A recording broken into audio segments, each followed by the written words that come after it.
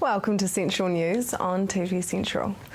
Ministry of Health figures show that the Bay of Plenty has had an average increase of 8% in the last couple of years of those diagnosed with type 2 diabetes. Some are saying that the way to deal with this is a healthy lifestyle. So, is there anything that we can do to protect ourselves from type 2 diabetes and obesity? Well, Hilary, there's one crucial thing that people can do. There's one defining problem with that people face, and it's a lack of blood sugar control. So, Eat for Keeps, the last 10 years, we've helped thousands of people lose weight permanently, come back, improve diabetic conditions by improving their blood sugar control, and it seems to work really well. Basically, what is happening in our bodies when we have type 2 diabetes? Well, it's quite simple, really. We've got too much glucose in our blood. So what actually happens over a number of years is the mechanism for moving the glucose out of the blood actually gets damaged.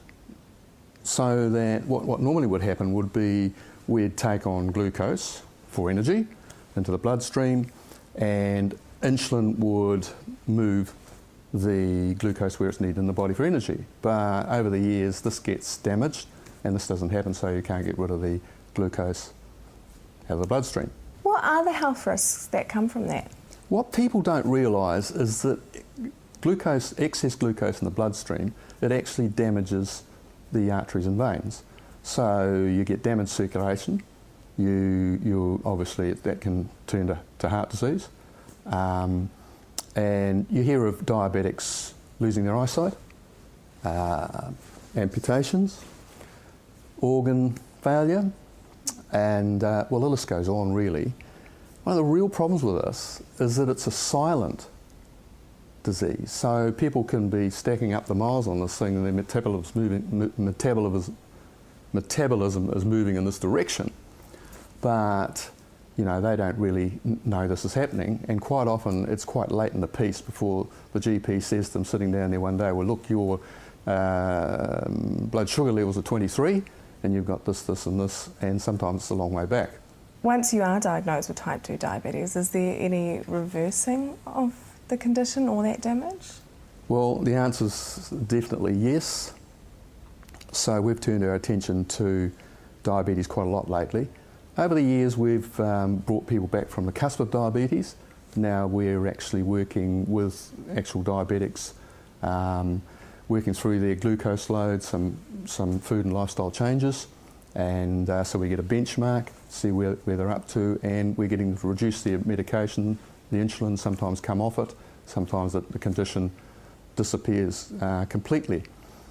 So look, there's a lot we can do. So Eat for Keeps gets the basics done, gets their glucose load right, gets them, that under control, and then if we have people that have metabolic problems, so they're insulin resistant, sometimes their eyesight's starting to fail because of the problems, then we have to do a wide-ranging blood test, find out what the issues are, so it takes away the guesswork.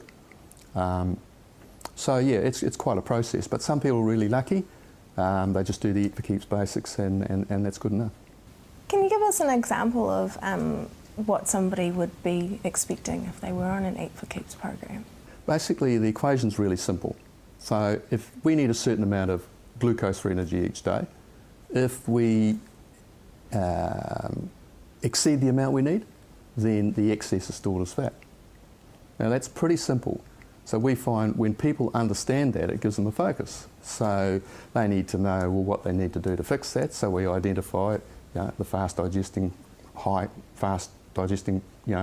carbohydrate type foods, and then we get them to understand that when they're eating any meal, snack, having a drink, then we want them to have a sustaining mix of protein, fat and carbohydrate. Because a lot of the time people will eat a simple carbohydrate on its own. We've got a reluctance to eat fat. If people are reluctant to eat fat, they get up in the morning and have their 97% free yogurt, they have their 1% fat milk, cereals had all the fat factored out of it mostly, fruit and vegetables haven't got any fat, people won't eat gravy because it's got fat in it, and cheese, no, or nuts and seeds. So in essence, a lot of people, instead of eating 30% fat, for getting that for energy, they're eating 10. So by default, they're overeating carbohydrate, makes the glucose, the excess glucose is stored as fat.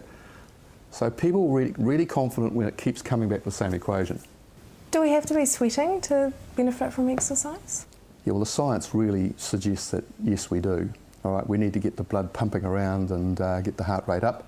Yeah, look, a really good example is in our new book here is from a diabetic. So this is from a research study done by one of our people, and this top line here, the blue line, shows that person's having blood sugar levels of an average of 12 over a 24-hour period.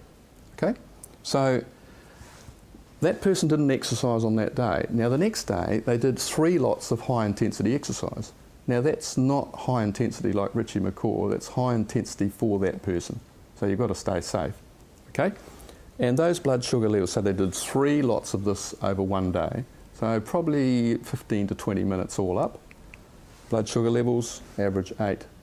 So they went from 12 to 8. Now look, that's just a massive result. And that will be the same when you look at all the metabolic functions. So yeah, when you're on your 50-minute walk, then I suggest people find some way to get puffing, you know, go up some stairs, do a little jog, do a little skip, yeah. The Big New Zealand Challenge free program can be downloaded on the eatforkeeps.com homepage, news and events.